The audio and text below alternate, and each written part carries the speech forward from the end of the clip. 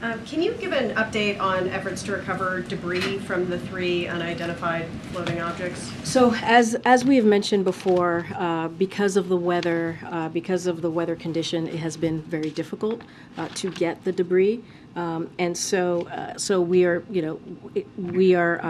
allowing the Pentagon and the Department of Defense to do their work in trying to bring the debris that is clearly in the water to the ground, and so we just don't have much to share there. But what I can say is, when I've been asked what are they exactly, while we can't definitively say without analyzing the debris what these objects were so far, we haven't seen any indication of anything that points specifically to the idea that these 3 objects were part of the PRC surveillance program, or that they were definitively involved in external intelligence collection efforts against the United States.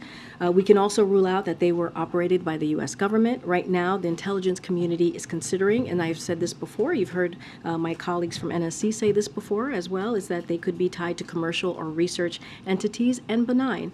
Efforts are actively underway at all sites to find what is left of these objects so that we can better understand them. The President has directed his team to make sure that we're briefing Congress on a regular basis, as you have seen us do the last 2 days. But again, because of the weather, because it is February and it has been very difficult to get the debris from the objects, it has taken us some time.